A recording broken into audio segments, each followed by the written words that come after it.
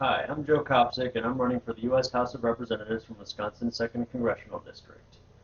If I am able to collect the approximately 20,000 signatures required to get on the ballot, next to my name, rather than the word Democrat, the word Republican, the word Libertarian, or even the word Independent, you will see the phrase Social Libertarian. Social Libertarianism is the answer to fascism. Whereas fascism embraced the most authoritarian aspects of capitalism and socialism against the perceived evils of each system, social libertarianism recognizes that many of those aspects which were rejected by the fascists were, in fact, the good things about each of those systems. While fascists reached out to businesses and labor unions by promising kickbacks and special treatment, they ended up centralizing the power structures, dispensing with individual civil liberties, affording benefits to only those businesses which were run by people belonging to their preferred races and classes, and completely betraying the unions, going even as far as assassinating their leaders. German Nazism and Italian fascism were national social corporativist systems. National signifies racial and ethnic preference enshrined in the law. Corporativist signifies the merger of state and corporate power, and social corporativism signifies the addition of socialist labor union power to this merger. Thus, national social corporativism exists wherever government expresses interest in favoring businesses and unions alike for the benefit of certain races and/or ethnicities. Social libertarians, on the other hand, reach out to businesses and unions by promising a level playing field in a low-stakes political environment in which important decisions would affect a minimal number of people due to localization of decision-making processes, particularly, when desired, localization to the very individuals and communities which make up society on an atomistic level. Social libertarianism is the belief in individual liberty and independence and communal autonomy, free from overarching centralized government control, regarding free market capitalism and communalistic social democracy as equally conducive means towards the ends of a general liberation from tyranny for people and ideologies alike. Social libertarians value not the concentration but the diffusion of power and authority, supporting a political, social, and economic environment which allows voluntary accession to associations and which permits a person to remain free from societal restraint and interference if he or so chooses, except in cases in which an individual's claim to freedom of action and/or expression interferes with other individuals' right to be free from unwarranted, aggressive, initiative, coercion, or harm. This is called the non-coercion or non-aggression principle or axiom.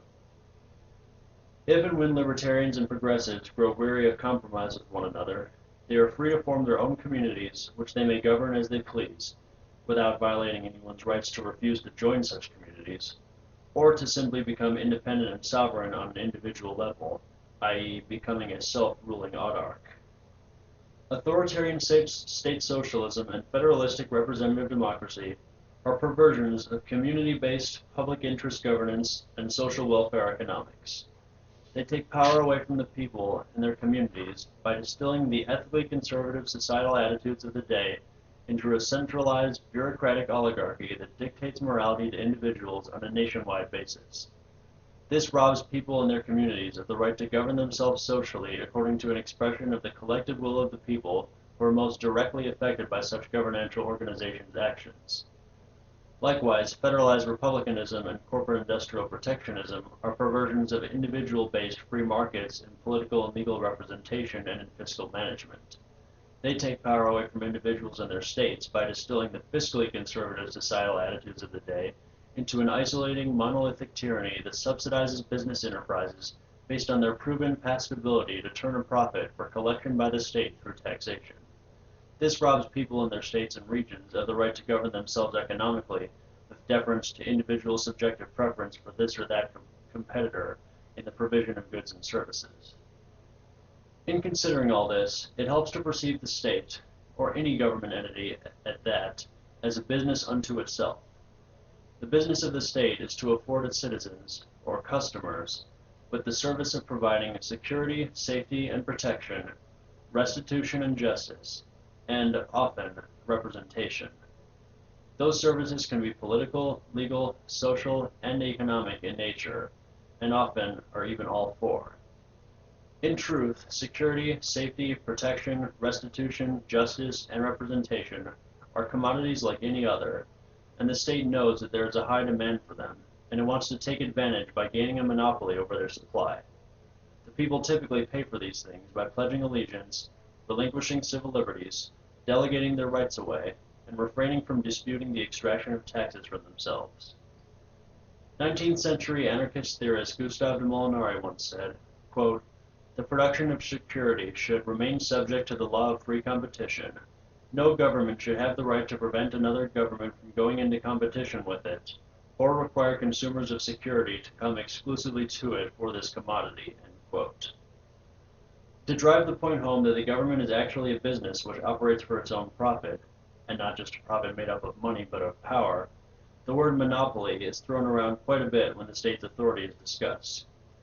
Even President Obama has professed a belief in the monopoly on legitimate force, without which statism does not exist.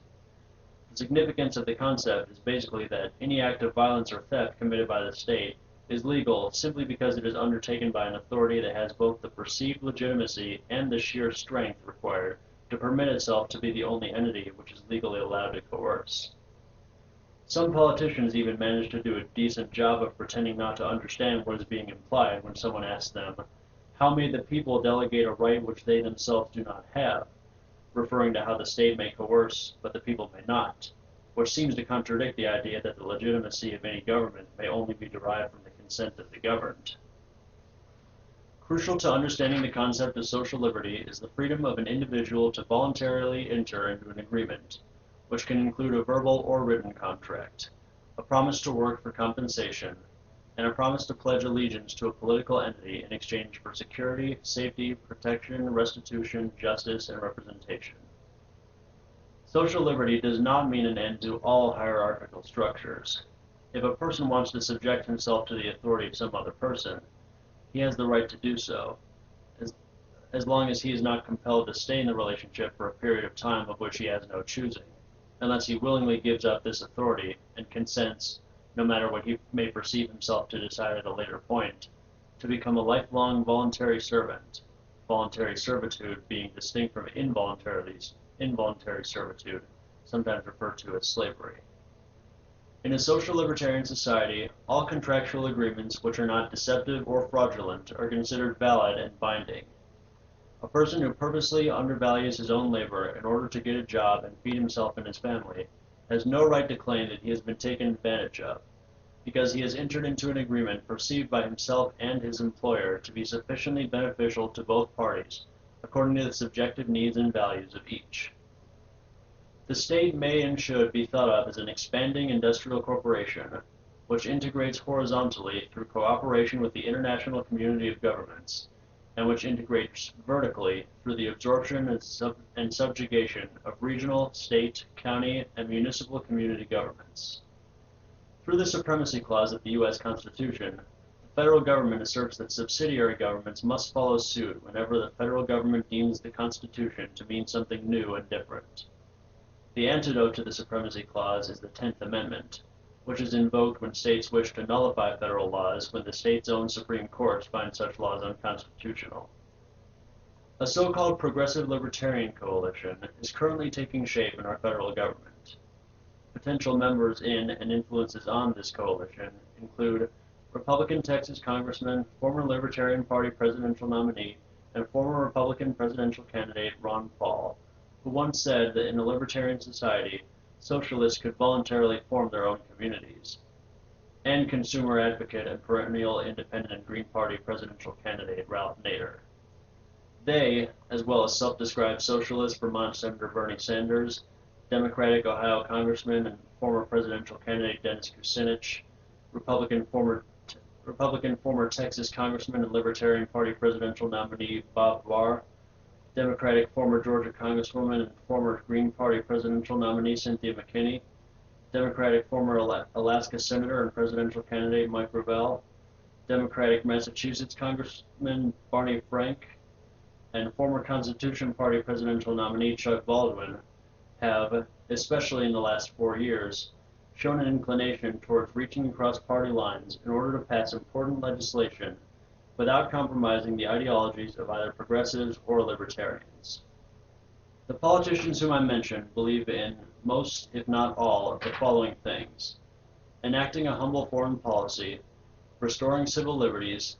electoral reform, making social welfare programs solvent, ending excessive corporate welfare, balancing the budget, and decreasing the size, scope, and sphere of influence of the executive branch and the federal bureaucracies. If many federal laws are found unconstitutional by regional, district, and state Supreme Courts and are subsequently repealed, and the decisions permitted to stand, there will be a greater opportunity for the citizens to take control of their government back from corrupt, faceless, unaccountable bureaucrats in Washington, D.C., leading to more clout for libertarians and progressives alike in the state legislatures, as well as in the federal government itself, so that the policies they embrace will have a chance to come into fruition in a timely manner. The reason we have such a divisive yet ambivalent political atmosphere is because in a centralized, monolithic federal government, all decision-making is inherently high stakes. If we shrink the federal government, end the 2 to 6 wars in the Middle East, and drastically scale back our military adventurism, and balance the budget, then we can continue to have the seemingly never-ending economic conversation of capitalism versus socialism in an America whose safety and financial stability will not be anywhere nearly as gravely threatened by important problems such as terrorism, law enforcement, drug violence, healthcare, labor issues, and immigration as it is today. I'm Joe Kopsik, and I approve this message.